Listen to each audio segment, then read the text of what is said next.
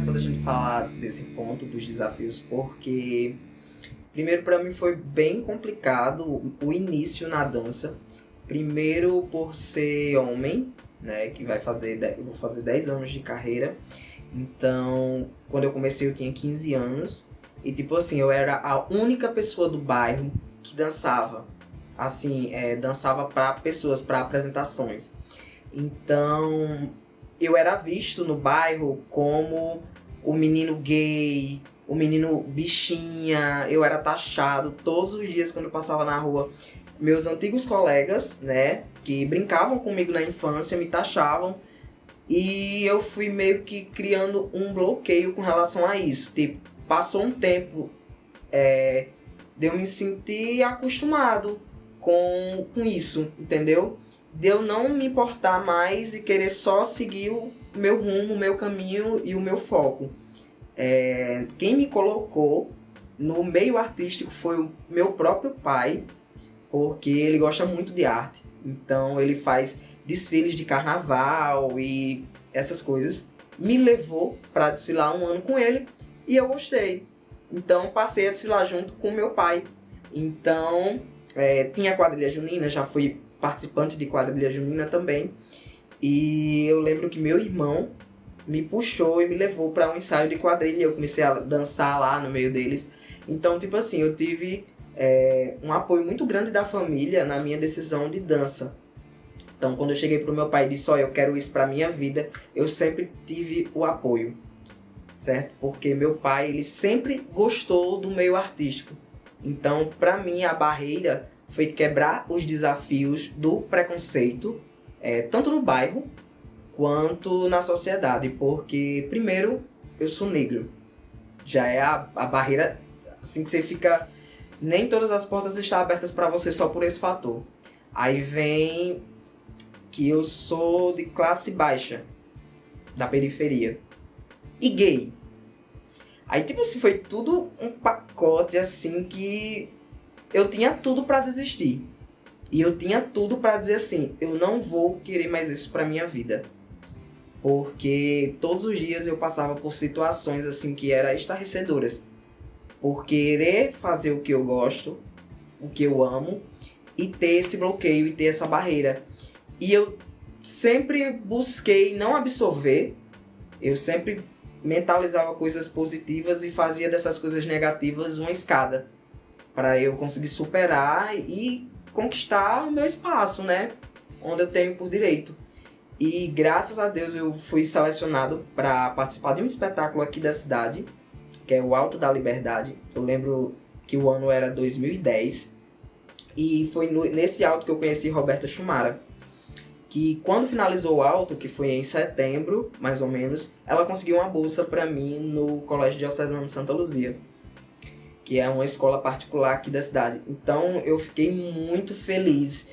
Aquele cara super empolgado, 15 anos assim, você ganhar uma bolsa de estudos para estudar numa escola e para fazer o que você gosta, que é dançar. E eu lembro que quando eu fui na minha escola pública, que eu fui conversar com a diretora, ela chegou e disse essa frase pra mim: você não tem capacidade de estudar numa escola dessa. Você sabe o nível deles, dos alunos? Você é negro, você é pobre, você não vai se igualar com os padrões das pessoas de lá. Ela disse nessas palavras. E eu disse assim, não, eu vou. Eu vou porque me deram a oportunidade, e a oportunidade a gente não perde. E eu vou. E eu acredito muito no poder da minha dança. Então, se eu tô indo pra lá com o objetivo de dançar, eu vou pra lá com o objetivo de dançar. Eu não vou pra lá pra me igualar com ninguém financeiramente. Eu não vou pra lá pra me igualar com ninguém socialmente. Porque eu entendo a minha posição. Eu sou pobre, sou negro, sou favelado, sou gay. Mas eu não preciso me comparar a outra pessoa pra dizer se eu tenho a capacidade ou não de fazer aquilo. Então eu peguei isso assim e isso eu levo pra minha vida toda. E ela ainda disse outra. Você tá saindo de uma escola pública pra ir pra uma particular. Quando você for fazer faculdade, você vai competir com particular. Mas você passou sua vida toda estudando numa pública. E veio outra frustração. E que isso me fez repensar em todos os meus caminhos. Tipo assim, será que é isso mesmo que eu quero? Eu quase desisto da bolsa por pressão de outras pessoas, por acharem que eu não tinha capacidade. Aí eu conversei com minha mãe, conversei com meu pai, e meu pai disse assim, você vai. Você vai. Porque nem que eu venda tudo aqui de casa para você ter material, para você ter lanche, mas você vai. Porque é uma oportunidade única. E o sonho da gente foi te colocar numa escola particular, a gente não tem condições. E você vai. Então, eu fui. Eu acho que minha vida, ela é tipo uma montanha-russa. Quando eu acho que tá dando certo, aí vem algo assim pra me botar pra baixo, né? No meu primeiro dia de aula, eu fui assaltado. Parece assim, uma coisa assim, quando você tá tão feliz e tem tantas pessoas negativas pensando de forma negativa, né, para que nada dê certo para você, acaba acontecendo coisas ruins. Eu acredito muito nessa energia, né, que as pessoas lançam umas para as outras. E às vezes é o quanto você quer. Isso, exatamente. Eu lembro que eu peguei meu material, meu pai tinha comprado a bicicleta de manhã. Eu recebi meu material da escola à tarde. Coloquei o material na cestinha. Meu primeiro dia de aula, terminei a aula, fui pra casa. Bem feliz, assim. Era um sorriso tão radiante, assim, que pra mim foi um dos dias mais felizes da minha vida. Então, porque eu primeiro realizei meu sonho, né? Que era dançar livre, ser livre, porque o espaço que eu tinha pra dançar era muito pequeno e não era muito aceito, porque era no bairro, né? Na comunidade. E eu era taxado, as pessoas me criticavam muito, de bichinha, de gay, de tudo. Então, meio que isso, eu fui desestimulando de dançar no espaço comunitário que a gente tinha lá no bairro. E quando eu recebi essa bolsa, eu fiquei muito feliz por isso, porque lá tinha pessoas que dançam, tinha homens que dançavam também. E eu não iria me sentir julgado lá, eu tinha esse sentimento. E no meu primeiro dia de aula eu fui assaltado, assim, levaram tudo, meu material, minha bolsa, minha mochila. Eu fiquei descalço, só com a farda da escola e de calça. Eu chorava de uma forma, assim, desesperadora, que eu perdi a noção do tempo. Eu comecei a andar em ruas que eu não sabia nem onde ia parar. Desorientado mesmo. Até que eu cheguei num posto, aí um rapaz do posto viu que eu tava chorando, aí perguntou o que aconteceu, eu tinha dito o que aconteceu, né? E ele me deu uma água, me acalmou, e aí perguntou o número dos meus pais, não lembrava de número de telefone. Então ele disse, não, então você fica aí, espera um pedaço, e quando você se sentir bem, aí eu vou te deixar em casa. E ele foi me deixar em casa, né? Cheguei em casa, eu chorava muito. Aí minha mãe perguntando o que aconteceu e eu só fazia chorar. Eu não tinha nem palavras pra dizer a ela, né? Que nunca tinha sido assaltado e, tipo assim, no dia mais feliz da minha vida foi ter um assalto, né? Mas eu carrego isso pra mim como algo positivo hoje, porque eu tirei muita aprendizagem disso. Eu aprendi que quando a gente valoriza muito o que a gente tem que valorizar mais ainda. Porque você não sabe se você vai ter isso para sempre. E hoje, graças a Deus, eu vejo muitos jovens dançando. Homens, gays, mulheres, pretos, pretas, pardos, ruivos. Todos os tipos.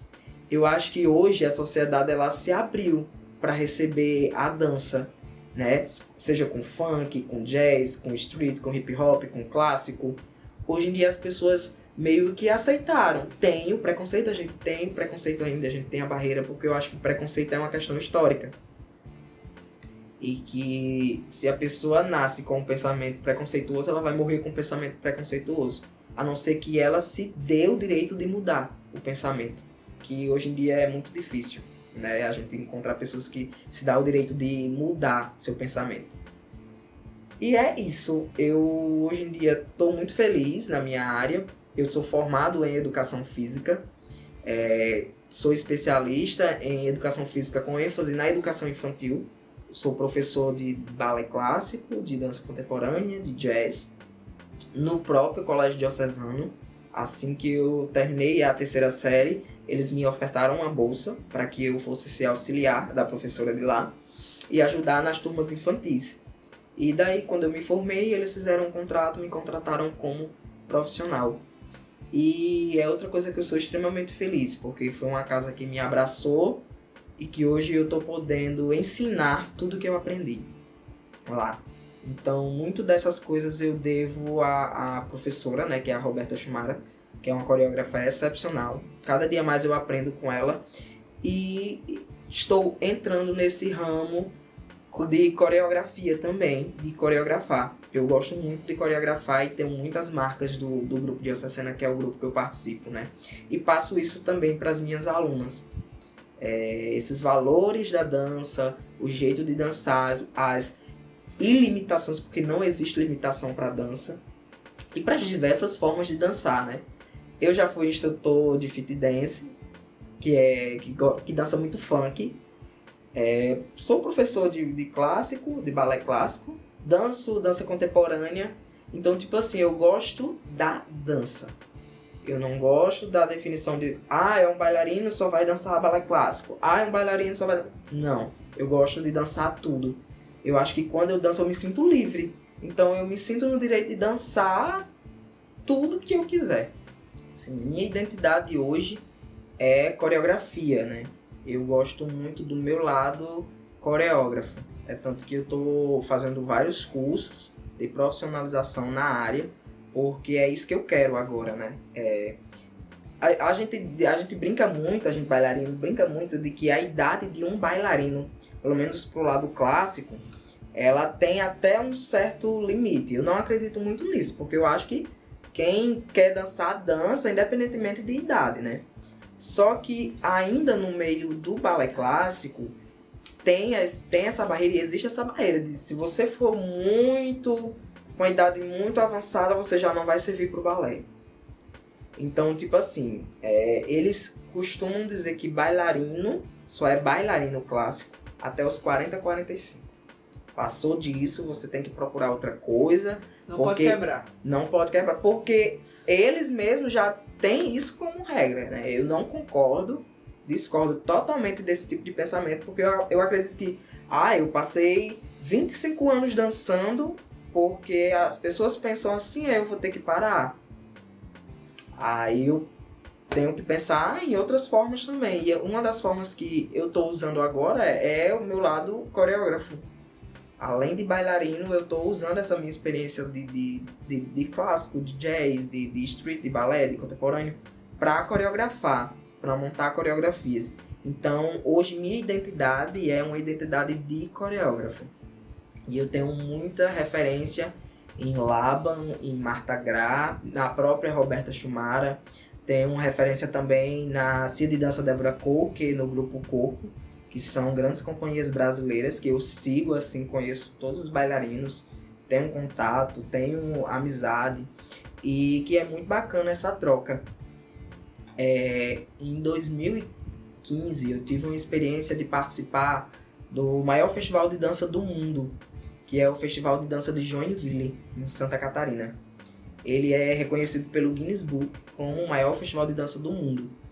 Ele junta, na média, 20 mil bailarinos de todo o mundo, lá em Santa Catarina. A cidade de Joinville é conhecida como capital da dança. O festival acontece no período de férias, que é junho, julho, né? São 10 dias de festival. E tem de tudo. O festival tem o palco principal, que dançam as maiores companhias do país. E tem os palcos abertos, que são pequenos palcos que eles montam em vários pontos da cidade para os bailarinos dançar, né? Espalhar a dança pela cidade.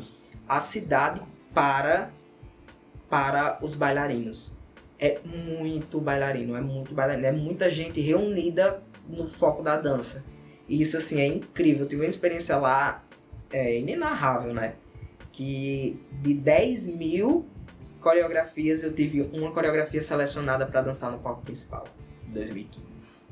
Tipo assim, até hoje, todos os grupos de Mossoró mandam coreografias para lá, mas o único grupo que passou foi o Diocesana, e que foi inclusive com a Renata Soraya, que eu acho que vocês devem conhecer, que é uma bailarina excepcional, foi minha grande parceira de dança.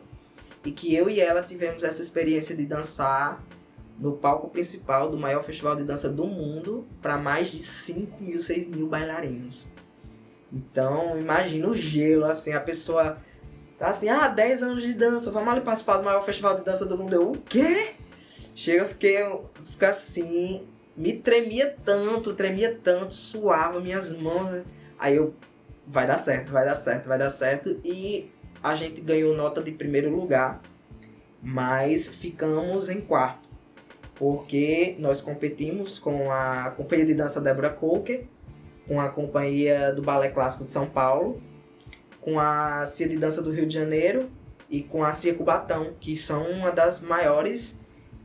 são um dos maiores grupos de dança do Brasil. E a gente conseguiu, dentre 8 coreografias, ficar em quarto lugar, e dentre uma seleção de mais de 10 mil vídeos, a gente ser selecionado.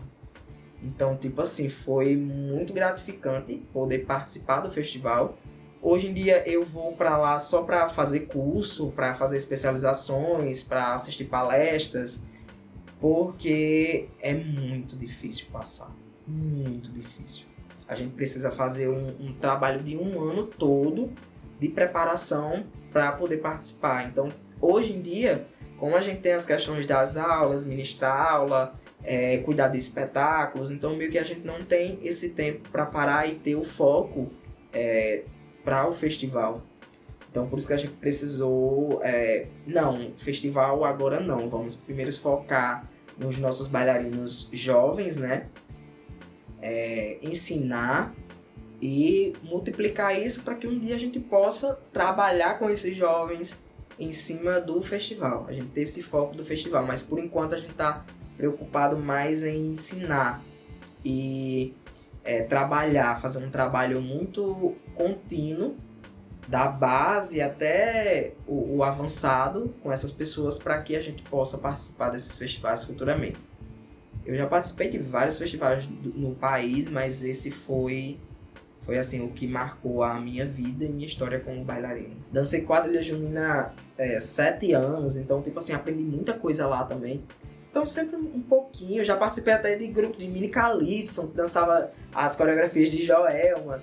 Então, tipo, eu tive várias experiências de dança que hoje eu digo assim, tenho disso aqui, tem um pouquinho daquilo ali, tem um pouquinho daquilo ali. Então são várias coisas que aconteceram no meio da dança pra mim que eu juntei e disse, aqui é Flaviano. Aqui em Mossoró, antes, a gente tinha meio que receio de ir um para a escola do outro, porque antes as companhias elas tinham isso como uma falta de respeito com o coreógrafo, e que hoje mudou. Acho que tanto a classe artística quanto a classe da dança em Mossoró hoje é incrível a união. A gente tem bailarinos que participam de outros espetáculos, de outros grupos que são convidados. Nós temos oficinas, a gente convida professores de outras escolas aqui da cidade para ministrar oficinas, para montar coreografias. Então, aqui em Mossoró, a gente tem uma troca muito grande dentre os grupos. Até porque a gente não tem muito grupo em Mossoró, se não me engano, são 8, 9 grupos. Antes era 15, 16, aí vai diminuindo, né? Mas hoje a gente tem uma quantidade muito grande de grupo de dança. Grupo de dança que trabalha com relação ao clássico contemporâneo, né? Porque grupo de dança mesmo a gente sabe que tem vários, principalmente com as danças urbanas. E é uma troca muito bacana, porque a gente tem aliança com vários bailarinos do país todo, não só do Rio Grande do Norte, mas do país todo. A gente consegue trazer bailarinos de Fortaleza para ministrar curso. A gente consegue trazer bailarinos de Goiás. A gente consegue trazer bailarinos do Rio de Janeiro. Inclusive, teve um festival aqui em Mossoró que se chama o Paralelo, que é organizado por Leonardo Saldanha, que é do Estúdio de Dança Ícaro Mendonça e diretor da CIA, da Gesto CIA de Dança, daqui de Mossoró. E o Léo, ele fez o Paralelo e convidou uma bailarina do Grupo Corpo, a Janaína Castro. E ela ministrou um curso para os bailarinos aqui de Mossoró com a metodologia do Grupo Corpo. Então, tipo assim, é uma das maiores companhias de dança do mundo do país, né? Trocando uma experiência com a gente. E o que me deixou muito feliz foi que ela disse assim: quanta potência tem em Mossoró, eu preciso ir em Mossoró. Vocês têm uma energia assim incrível. Porque, como a gente sabe, a gente tá numa pandemia, né? Então não teve como ela vir presencialmente. Então foi um curso virtual, né? Mas foi um curso muito bacana, de muita aprendizagem. E que eu fiquei maravilhado em poder participar de um workshop com a bailarina, uma das principais bailarinas e coreógrafas do grupo Corpo, né? Que é uma das maiores cias de dança do país. Então, essas alianças na dança, elas são muito bacanas pela troca de experiência que a gente tem, de querer sempre aprender mais e de querer também ensinar, porque tanto a gente aprende como a gente ensina, né? É uma troca muito bacana que a gente tem. Eu dialogo com o teatro, com o musical. Eu gosto muito do musical. Só não canto, não tenho uma voz muito boa para cantar, mas já arrisquei em alguns musicais aqui da cidade. Participei do Chuva de Bala desde a edição de 2010 até a última edição que teve, então todos os anos eu estava participando. Participei do Alto da Liberdade também, várias edições do Oratório de Santa Luzia, e também nas produções que os próprios grupos artísticos fazem aqui na cidade, né? Os grupos de dança, todo final de ciclo deles, que a gente inicia o ano no início, né? Mais ou menos janeiro, fevereiro, aí vai até junho, aí pega essa primeira parte, que é o primeiro musical da cidade, que é o Chuva de Bala. Aí pega de junho a outubro, que pega o segundo espetáculo, que é em setembro, que é o Alto da Liberdade. E de outubro até dezembro a gente está focado nos espetáculos das próprias companhias, dos próprios grupos de dança. E a gente sempre faz, tipo assim, no final do ano, porque a gente passa o ano todo se preparando bailarinos, para final do ano a gente mostrar o que a gente aprendeu durante o ano. Então é muito bacana, porque todo ano a gente faz um musical diferente, né? A gente chegou já a fazer musicais ao vivo, com uma banda tocando ao vivo, que foi o espetáculo Rock. Foi no Teatro do Zui Rosado e foi super bacana, com a banda mesmo de rock, que era a antiga banda Esfinge, tocando ao vivo no palco e a gente dançando muito rock, muita coisa. Foi uma loucura, mas foi muito gostoso. Antes eu tinha o objetivo de ensinar algumas pessoas de onde eu moro a praticar dança, a praticar atividades físicas, né? E com o tempo eu meio que fui desistindo, porque eu vi que não era a vibe, não era o que as pessoas queriam, né? Mas chegou a um tempo de eu aprender na escola e passar no bairro, que tem aquela comunidade, né? Aquele CRAS, e a gente dava aula, ensinava coisas que a gente aprendia sobre a dança, sobre o funk também, sobre o jazz, sobre o hip hop. Então eu meio que tive uma troca muito bacana com esses projetos sociais, que somou para mim como experiência profissional e pessoal também, né? Porque eu participei de programas sociais, né? Eu participei do PET, do CRAS, então eu participava de grupos de dança no PET, que é o Programa de Erradicação do Trabalho Infantil, e no CRAS, né? Que eu saí do PET e automaticamente fui pro CRAS, que são projetos sociais aqui que existiam, que eu não sei se hoje ainda nós temos esses projetos, né? O CRAS, o PET imagina. É o que é uma pena, né? Porque, tipo assim, hoje, mais de 50% do que eu aprendi como profissional, eu aprendi nos programas sociais, né? A gente tinha aula de dança, que inclusive o meu professor foi o Everton Cândido, que é um grande bailarino negro, assim, que dança afro de uma forma divina, que eu aprendi muita coisa com ele. E que ele também fazia parte do grupo de Ocecena. Então, tipo assim, ele começou a dar aula no PET, eu fui aluno dele, e depois que eu participei do Alto da Liberdade, que eu fui pro Ocecena, aí eu tive o Everton como colega de grupo de dança.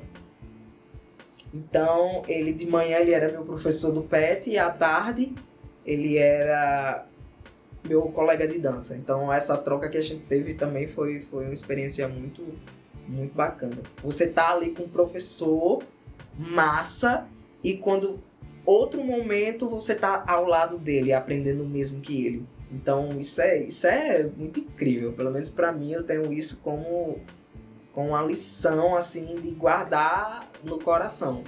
Até porque eu tenho um carinho muito grande por ele e ele foi uma das minhas referências na dança. Eu dizia, caramba, que cara incrível, quero ficar igual a ele. Então eu tinha ele como uma referência, né? E imagina você ter aquela pessoa como referência e depois você tá junto daquela pessoa, né? É incrível, é incrível. Imagino, sim. E você se considera um artista popular ou erudito? Não me considero tão popular. Pelo menos aqui na cidade, algumas pessoas me conhecem, né? Porque eu faço trabalhos sociais também. Então eu tiro um pouquinho do meu tempo para realizar alguns trabalhos sociais nas escolas, escolas públicas, que eu já dei aula também, inclusive em escolas públicas, e participar de atividades dentro da cidade de Mossoró, né, que envolve dança e danças urbanas. Então é tipo assim, a gente vai fazer um esquete no Memorial da Resistência. Então eu me disponho a montar a coreografia, a montar roteiro, música, fazer mixagem, figurino, cabelo, maquiagem e ir lá e fazer. Então a gente tem uns projetos sociais muito bacanas que ajuda e divulga o trabalho da gente para a sociedade, né? Eu não me considero um artista popular não, mas me considero um artista conhecido, pelo menos aqui na cidade. Às vezes eu paro assim e olho para trás e vejo todo o meu processo, né, desde quando eu escolhi dança para a vida, desde do início, quando eu dançava carnaval, aí fui para quadrilha junina. Então são referências que eu peguei, assim, juntei e hoje eu me sinto realizado porque eu tive um pouco de experiência em vários setores, né? Eu posso dizer assim. E que hoje, olhando para trás, eu vejo o quanto eu aprendi colhendo e bebendo desses frutos, assim, né? Que passaram por mim durante os anos. Atualmente nós estamos parados, nós estamos só com as aulas mesmo.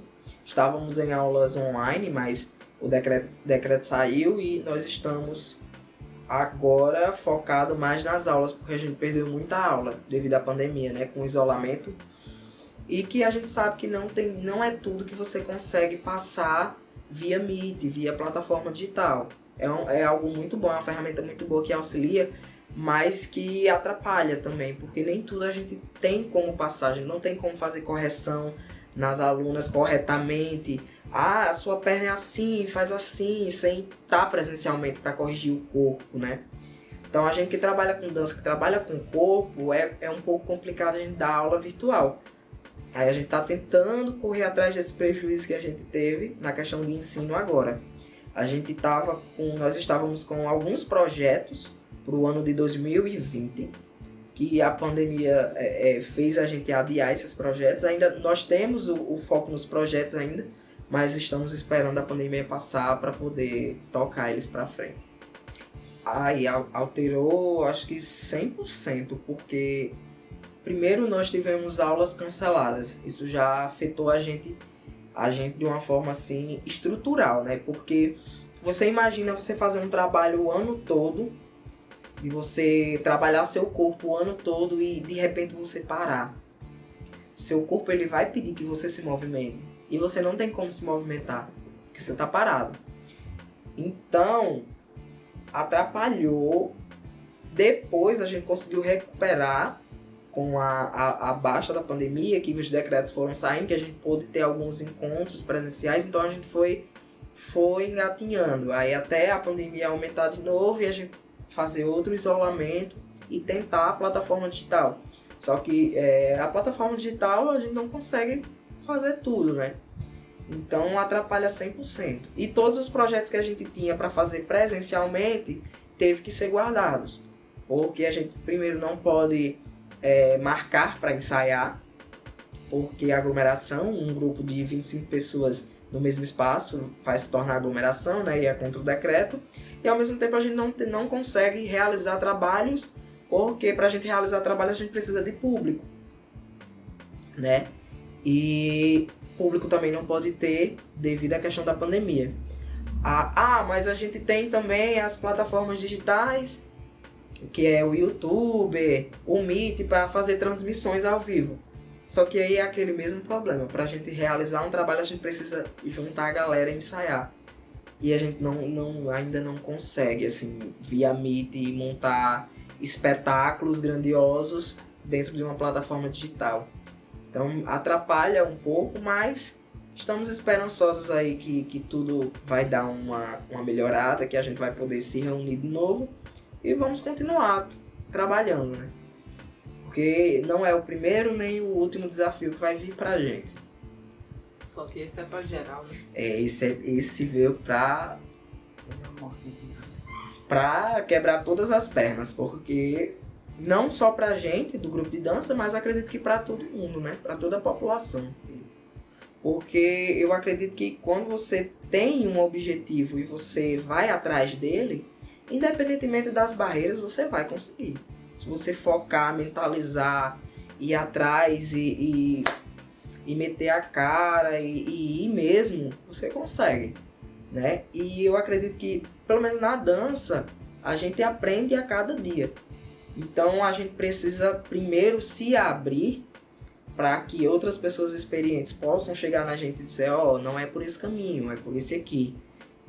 E também saber focar. Então é duas coisas que a gente precisa fazer. É ouvir, falar menos, né? Porque outras pessoas têm a experiência e a gente tá começando agora, então para ouvir o que a pessoa tem para falar, para você, as pessoas mais experientes, né? E absorve o que tem de absorver, abstrai o que tem de abstrair e vai no seu foco. Se você acha que aquilo vai ajudar você a ir para frente, aí você pega. Se você acha que isso não vai lhe ajudar, aí você, não, então vou pela minha intuição e ver no que dá. Mas eu acredito que é foco, né? O que eu aconselho às pessoas que estão iniciando agora é não desistir da arte de vocês, do que vocês acreditam, por opiniões alheias, mas que vocês estejam dispostos a ouvir, né? E a colher coisas boas do que você vai ouvir e fazer disso o seu crescimento profissional.